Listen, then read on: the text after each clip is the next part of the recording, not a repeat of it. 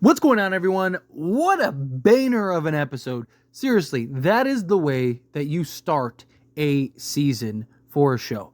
This might be season 3, episode 1, might be the best episode of the series thus far. I definitely think that there's arguments to be made for other episodes, but what an episode.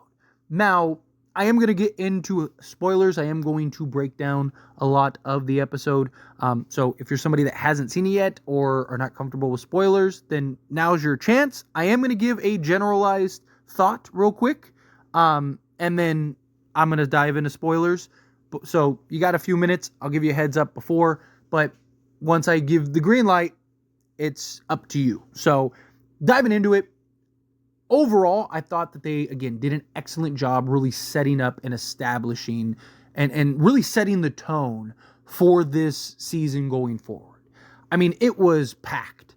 They basically just packed in everything that you could want them to pack in to start a season that they could, and it flowed beautifully, right? Like, you'll see a lot of shows try to stuff too much into the jar and stuff starts overflowing and it just kind of becomes a mess and you're just like, it kind of becomes hard to follow along with. That wasn't the case, right? Episode 1 did an excellent job of keeping you on the journey no matter how many twists and turns you were on. It did an excellent job of keeping you on the trail while you're kind of navigating, staying on the ride while you're going through the motions. Really established several key points and really kind of begs the question of, like, where do you go from here? Now, I don't think that they're going to, like, super ramp stuff up because this was crazy ramped up. I think that we'll get a more mellow kind of the aftermath episode, maybe even 2, and kind of start diving into more of the stories that they set up. I definitely think will be the case, but I loved the way that this started. I mean, it was a roller coaster of emotions. They hooked you right from the jump. And also, not really a spoiler, but the trailer, if you watch the trailer, 99% of episode 1 was the trailer. Like, episode 1 was the trailer, which may or may not be a good thing. But diving into, I want to get into the meat and potatoes of things, okay? So, diving into the meat and potatoes of things, here's your chance. If you don't want to know the ins and outs, now's your time to click away. Also, hit the like button, subscribe to the channel on the way out, though. Definitely diving into more theories, as well as, we'll do these breakdown videos going forward. But, plus other horror. If you're into other horror films and stuff, and series and stuff, definitely check out the channel. But, getting into it. So, Tabitha. This was a very focused Tabitha episode, as it should be, right? We left off with her appearing to be in the real world, right? And lo and behold, she actually is. Unless they do some like crazy twist where it was like all in her head or something, she appears to be in the real world. And we get confirmation through that. We find out the police, why the police pulled up, because they were looking for her. She's been missing. But in particular, she makes the phone call and actually talks to her mother. So she sneaks out of the hospital and basically is just kind of taken aback, right? Trying to navigate through and really kind of get her bearings in, which is understandable. I mean, you wake up and you don't know if this is real, if this is fake. Are you dreaming? Is this real? Like, what is the deal? So she's kind of just walking through the town, and then she sees the boy in white.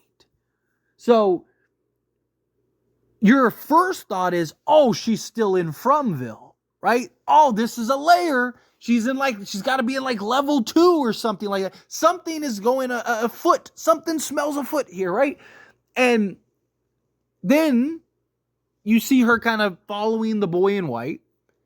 And ultimately, she ends up getting to, kind of like the swap meet, and ends up asking somebody to borrow the phone, but everyone thinks she's homeless, which makes sense. I mean, she's been in this town for like 6 months or however long it's been, right?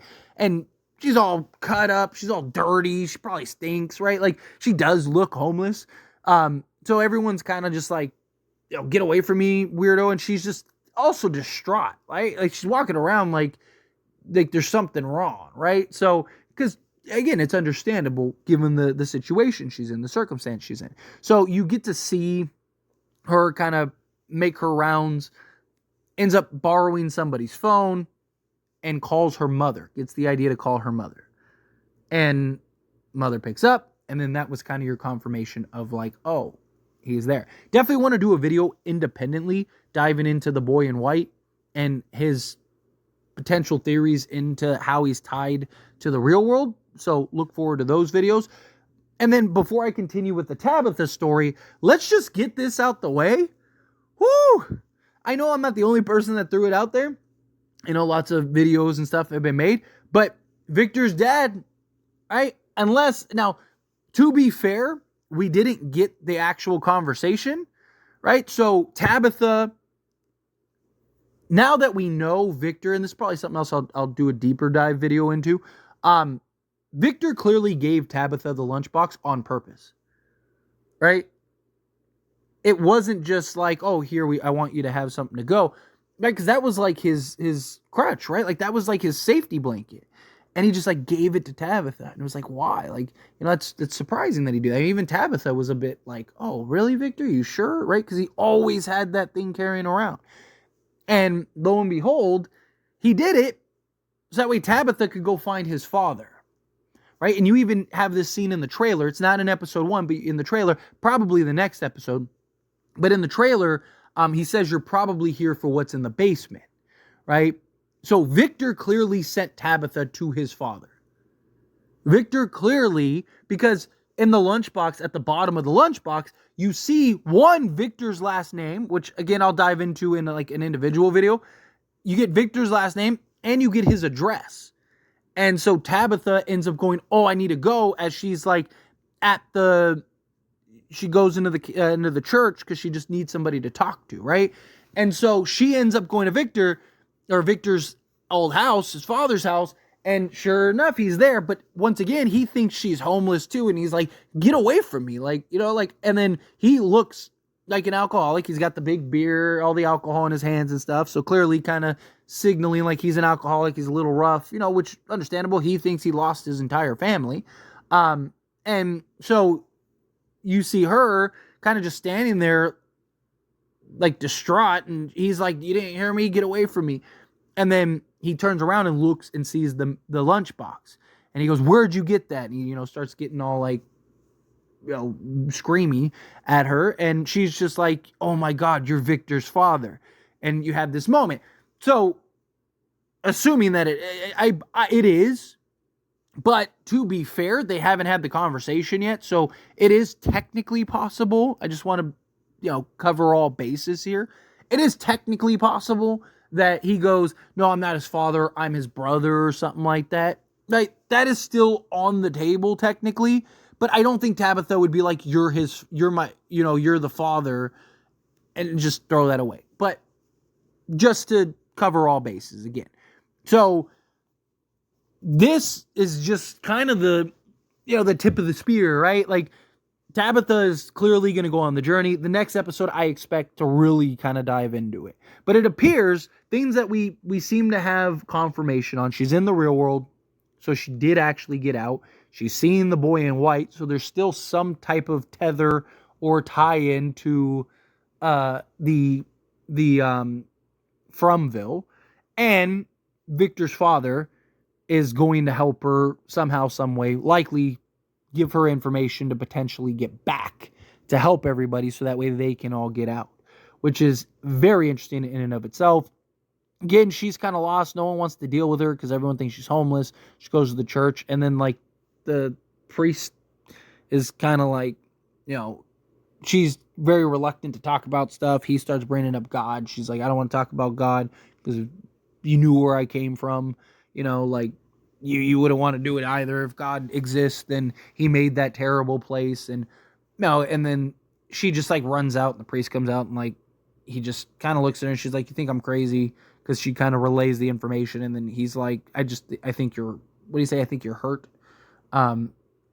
So he's trying to basically save her, But she ends up seeing the address at the bottom of the lunchbox, because he asks, like, what did you pack to eat? She looks and checks it out, and then, so indirectly, the priest actually did end up helping her, and allowed her to end up finding where she needed to go next, which was to see Victor. So I'm really excited to see how that kind of all unfolds, how that all unpacks. But get into other points. Man, that end to the episode, that was tough. So first off, again, getting right into it, they had Boyd dead to rights. They easily could have killed Boyd. So they basically did the ambush. Obviously we're going to get the aftermath scenes. You see it in the trailer. It's like, you did all you could, and talks about an ambush. So they're running out of food. Rations are incredibly thin. And, their animals that they have goats and, the cows and all that stuff. They all are freaking out and talking about potentially killing these animals so that way they can eat. So that now they're a source of food. And as they're in their desperation, because the place is getting cold, all their food is done, all of that, the monsters end up basically setting a trap to lure basically everybody out. And that is by letting all the animals out. So then Boyd and everyone goes out there to try to go bring the animals and corral the animals back, bring them inside the place, whatever, because they need to keep the animals alive, and then they get ambushed. And they think Boyd, everyone kind of goes like, so you have Sarah, who saves Julie and Ethan, and then they go jump into the bus, and you end up having Boyd as well as Kenny's mom. They end up going, Boyd and Kenny's mom go into the barn together, and they think they're safe. And you knew as soon as they got into the barn that they weren't. As soon as they got into the barn, you knew that this is about to be devastating, right? Lo and behold, they ended up locking themselves in the barn. Monsters come out and confirm that they can hear him talking, because they say to him, oh, we're not going to break you. He was giving this whole speech earlier in the daytime. He was giving this speech when everyone was panicking about the lack of food, about how this isn't going to break me. I'm not going to allow them to break me, all that stuff, right? And he even said that in the, when he was breaking the music box. So clearly the creatures in the place is listening, right? We already had confirmation of that, but just to further that point. So they get that, and Boyd basically pleads with them to kill him and let Kenny's mom go, and they say, no, we're not going to kill you. That would be too easy, essentially. There's no fun in that. We're going to see if we can break you. So basically, this place wants to break Boyd. Boyd has been the one guy that has been unbreakable. Everyone else is falling apart. Everyone else is breaking. Boyd is the only one who isn't. Boyd is the only one who even Jim has kind of gone down this road. Jade, we'll touch on Jade here in a moment. He's completely lost his rocker, right? Everyone is kind of mentally just falling apart except for Boyd. So the monsters end up sparing Boyd and make him watch as they just literally torture Tian, who is Kenny's mother. And man, was that scene. You get to see a little bit, right? You get to see the scalp coming back, but you don't get to see the actual death. You just get to see Boyd and his reaction, which first off, Harold, who plays Boyd, this guy is an excellent actor, but you just see the distress on him. His name is, top of my head, I think it's like Harold Pernew, something like that. I might be saying the last name wrong, but I should really better learn his last name, because he is an excellent actor. I really like his portrayal in this show. But you just basically have him and his reaction and him trying to talk her through basically being tortured. It is wild. And you're just like you're just lost for words in that moment. It was a devastating scene. It really was. And Kenny, we're going to see how Kenny responds, because Kenny and Jim went into the woods because Ethan kept sneaking out trying to find his mother. And so Jim was like, I need to go and do it because I don't want my son being at risk. And so Kenny's like, I'm not going to have you go alone. So they go and venture out into the woods, and then they find these little huts and this little setup. And I did like, which and this is what I love about the show, the attention to detail. Most shows wouldn't even go over this, but they find these like stick sculptures, essentially. They look like almost like ancient, like almost like the shrunken head type things, but they're like these like figures, right? You see them in the trailer. So they end up going and finding these huts and stuff, like these old, like probably, because again, Fromville has probably been there from the beginning of time. So this looks like an old, like ancient, almost, like huts that some indigenous tribe built or whatever. But anyway, so the reason I love like the attention to detail that From has is they even mention Boyd not finding this. And like, maybe we should have messed with, because Boyd didn't mention anything of this. And they're like, well, maybe he got dragged, because Boyd gets dragged. He explains it to Jim. He's like, maybe Boyd ended up getting dragged past this, like beyond this. Because they also said that they don't see the spider webs and all that stuff, right? And he's like, maybe we're in a part that Boyd wasn't able to stumble across because whatever dragged him apart. Like, that is something that they didn't even really have to mention, right? They could have just stumbled across this and not even said anything, but they just wanted to make sure that there were no loose ends. And I love that. I love the attention to detail of the show. These little subtleties, things like that, I just think really go a long way. But kind of last little roundups. Again, there's a lot to talk about, and I have more videos coming for sure. So stay tuned for those videos. A couple theories and further dive-ins that I want to get into.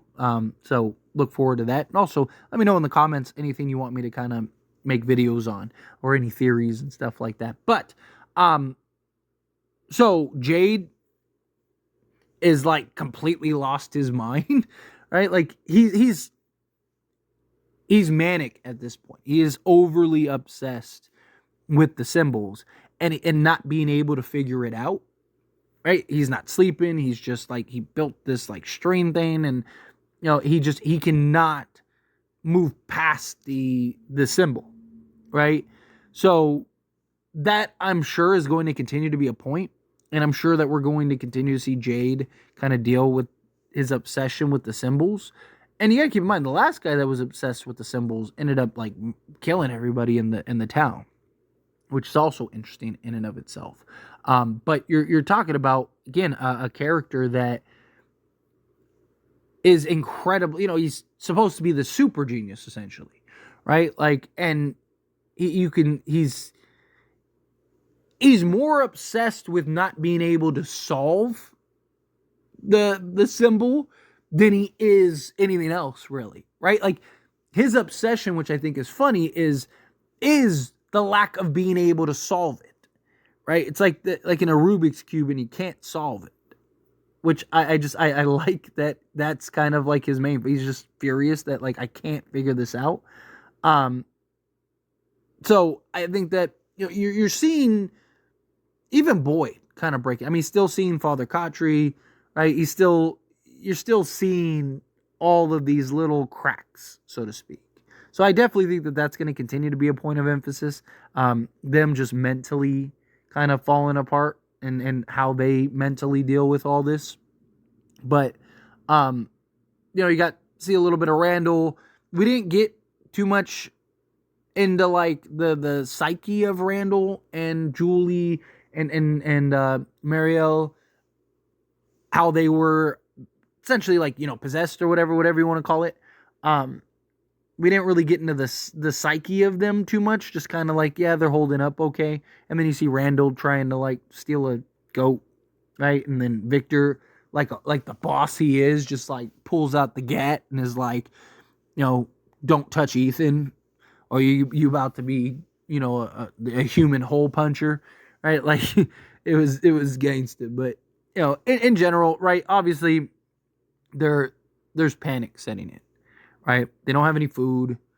They're everything's changing. Half the town won't even sleep still. They're all petrified to sleep. Tensions are high. Fatima is still dealing with, the pregnancy and dealing with sickness and stuff. And it's just, tensions are clearly high. And they're making this a real known and obvious point that like, hey, this is a very high, like everything is high strung right now. They got ambushed. This place is doing everything they can to just break these people. These people have essentially been thriving for far too long, and it's time to break these people down any way possible. Kind of seems to be what they're trying to get at. But man, what an episode! Seriously, what an episode! That's how you start a season. Let me tell you, man, that is how you start a season.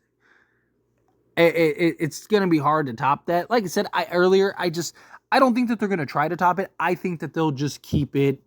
I think the next episode will be kind of the aftermath episode, so it won't be as like jam-packed, but wow, what an episode. As always, this is a discussion. I pass the question on to you. Let me know your thoughts and opinions down in the comments below. What do you think? How do you feel? What are your thoughts? What did you make of this episode? What did you think of this? You think that this is how you start? Do you think that this is how you get this done? What do you think about everything that I broke down? Is there anything, like I said, that you want me to dive into? Any theories, ideas, whatever? How do you feel? Whatever your thoughts are. I'd love to hear it. So let me know down in the comments below. That being said, if you haven't liked this video, hit that like button. Helps me a lot. So we enjoy these types of videos, and I truly appreciate it. Not subscribe to the channel. What are you doing? Hit that subscribe button. Turn on the bell notifications. Appreciate y'all. See you in the next one. Thank you.